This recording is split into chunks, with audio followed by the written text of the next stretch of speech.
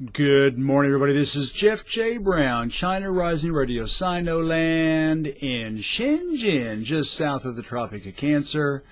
Today's article and podcast is entitled, Shenzhen's Economy Beats Hong Kong's. Don't even ask me about quality of life. The inspiration for this article/podcast was the announcement that Shenzhen's economy eclipsed Hong Kong's in 2018. This was in exchange rate terms. If purchasing power parities, PPP, were used, which really compares apples to apples, I'm sure it happened several years ago. In PPP, China surpassed the U.S. in 2014, something I already reported on.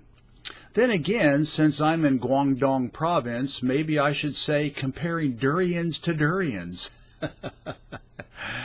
Every time I leave Shenzhen to go to Hong Kong, I always turn around towards the former, wave and say, "Goodbye, 21st century," and then face the latter saying, "Hello, 20th century." The difference is that stark. I wrote a lot about the history of Hong Kong in the China trilogy, see the 3 books below, and reflected on how it compared to China 1990 to 1997, when we lived and worked here the first time, then for the second time starting 2010 until now. I also visited Shenzhen back then. Wow, what a difference. For us, 1990s Hong Kong was a crass Western paradise of materialism and consumption compared to mainland China. China's consumer goods markets were still developing and rather meager at the time. Going to Hong Kong meant shopping. Back then, Beijing only had 2 1970s-era subway lines, and the roads were still seriously lacking. There were no superhighways back then. Hong Kong's subway and roads seemed ultra-modern by comparison. Now Hong Kong looks and feels tired and worn out compared to China and Shenzhen. Development and public services are lacking. When we went back to Hong Kong the first time in 2016 after moving to Shenzhen from Beijing, I was gobsmacked. It was like entering a time capsule that had not been opened in 20 years. It was shocking, really, even depressing how little it had changed. Improved didn't even enter into my vocabulary. Instead, infrastructure is degrading and not keeping up with the people's needs. The only notable improvement that really benefits the people is the new Hong Kong airport, which is very nice. Since it is a ruthlessly capitalist, profit for its elite owners comes first, citizens are secondary.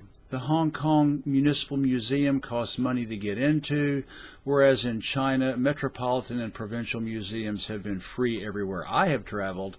Once inside Hong Kong's, many, if not most of the once inside Hong Kong's museum, many, if not most of the displays are sponsored by corporations and rich elites. So instead of a cohesive historical vision, it's a mishmash of each donor's pet projects. Brutal British colonialism, occupation, and Hong Kong being made the illegal drug capital of the world, 1839 to 1949, are all breathlessly glossed over.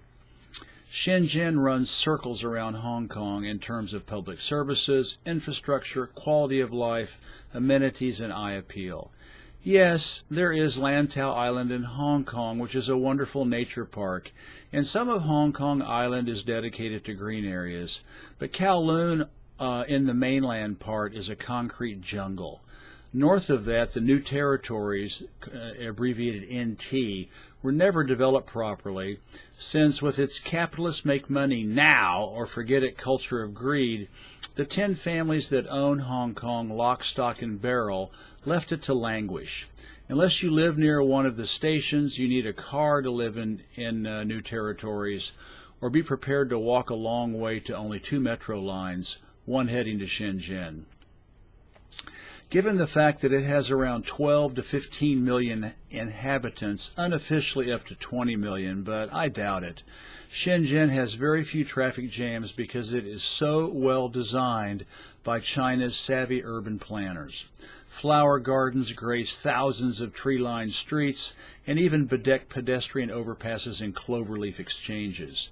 The city is 925 square kilometers, and 45% of the central metropolitan area is covered in plants and trees. We are overrun with public parks, green and pristine, all that I know of free to enter. Just across the street from our apartment is Tanglang, Tanglang Mountain Park, 10 square kilometers of wilderness, with a broad paved road going to its 450-meter top, as well as nice paths and staircases coursing through its dense forests. In 2017, Shenzhen had 942 public parks, totaling 22,000 hectares, that's 220 square kilometers, with 1,000 planned by next year. In fact, in 2020, Shenzhen will have bragging rights as a 1,000 city park, a 1,000 park city. Let that concept sink in a while. The numbers must be much higher now, but I found 2014 stats with 2,400 kilometers of park walking paths and 475 kilometers of scenic forest trails in 889 public parks, along with 475 kilometers of tree belts around town.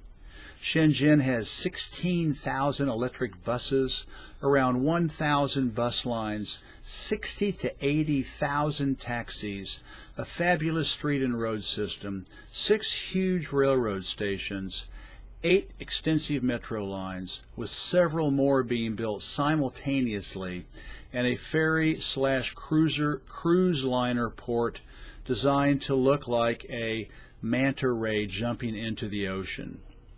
To see for yourself, below is a slideshow of my visit to Circular Diwang Tower, and that's spelled D-I-W-A-N-G, Diwang Tower Museum. It stands 384 meters tall.